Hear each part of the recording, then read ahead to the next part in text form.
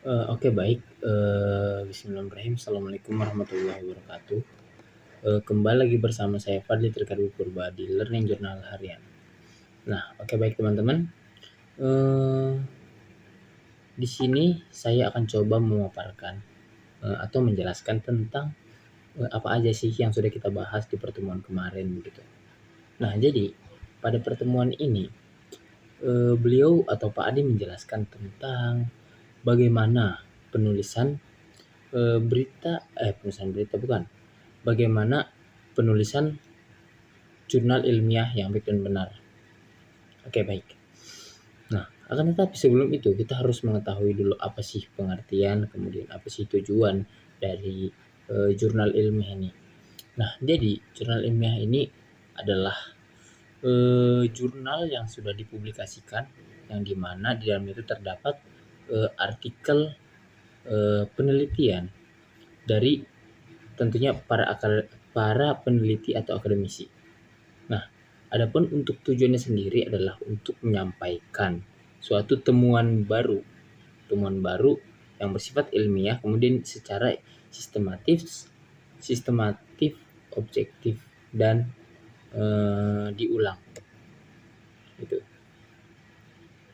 Nah, kemudian apa sih ciri-ciri dari artikel ilmiah ini? Yang pertama itu ada objektif. Objektif itu dia berdasarkan fakta dan data yang ada. Kemudian rasional, bisa diterima dengan pikiran. Kemudian kritis adalah apa ya? Mengkritik gitu. Nah, ya, kemudian ada pembaharu. Pembaharu maksudnya eh, ada sesuatu yang baru dalam jurnal ini. Nah, kemudian eh,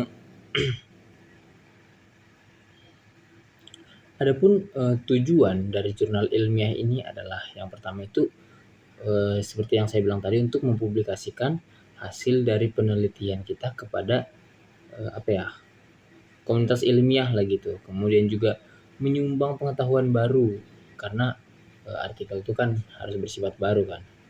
Itu untuk nah jadi dia ini menyumbang keilmuan baru akan tetapi dalam suatu bidang keilmuan tertentu gitu.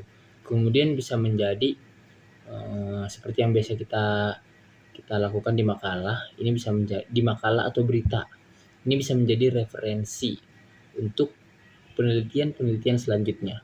Nah, jadi dalam kita menulis jurnal itu, kita mengambil rujukan dari penelitian sebelumnya. Nah, untuk tujuan membuat artikel atau jurnal yang baru itu, tujuannya adalah untuk salah satunya bisa menjadi rujukan untuk penelitian selanjutnya. Nah, begitu. Nah, oke, selanjutnya adalah struktur dari jurnal ini.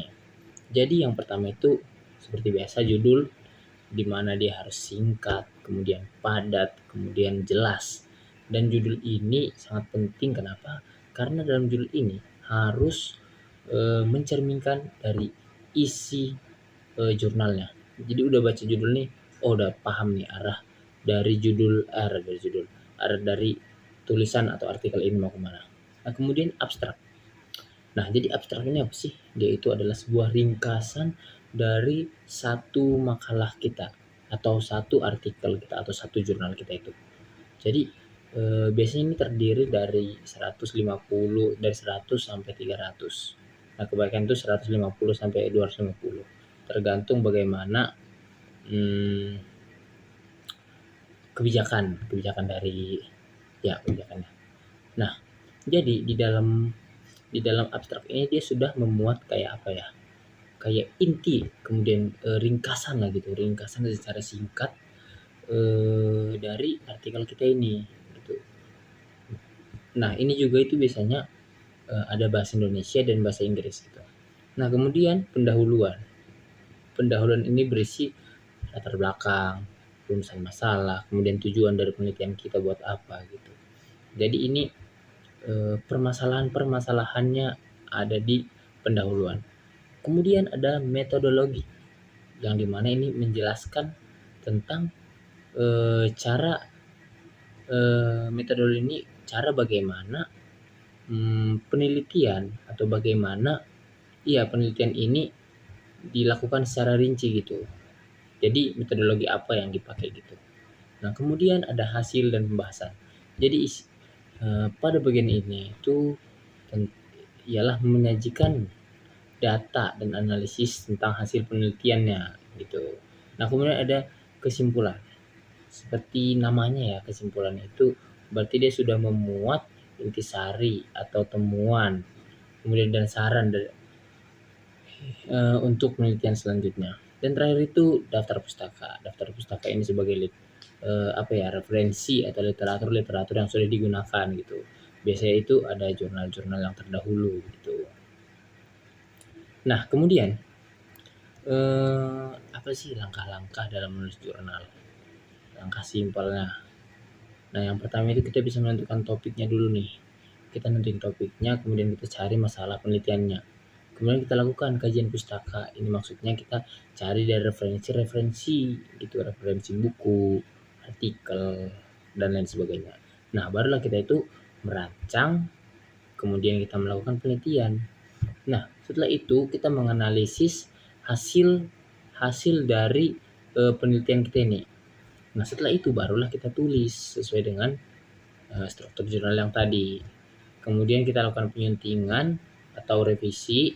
Nah, baru kita mengirim atau mengirim ke jurnal yang relevan untuk dipublikasikan. Gitu. Nah, kemudian apa sih kriteria dari jurnal ilmiah yang baik itu? Yang pertama itu ada orisinal dan kontribusi ilmiah yang jelas. Nah, kemudian ini ditulis dengan bahasa ya pastinya bahasa ilmiah ya dan sistematis gitu. Jadi nggak acak-acakan gitu. Nah, kemudian seperti yang saya bilang tadi perlu adanya referensi yang jelas, referensi yang terpercaya dan kredibel gitu. Kredibel. Nah, kemudian diterbitkan. Nah, penerbitnya juga termasuk penting ya. Kenapa? Iya itulah. Karena diterbitkan ini oleh institut atau jurnal yang terindeks Sinta, Scopus, Doage, dan lain-lain gitu. Jadi jelas dia. Nah, kalau kita bisa pakai Sinta 56, 456 ya. Gitu. Nah, eh, mungkin hanya itu saja yang bisa saya sampaikan mengenai learning journal kali ini. Terima kasih. Wassalamualaikum warahmatullahi wabarakatuh.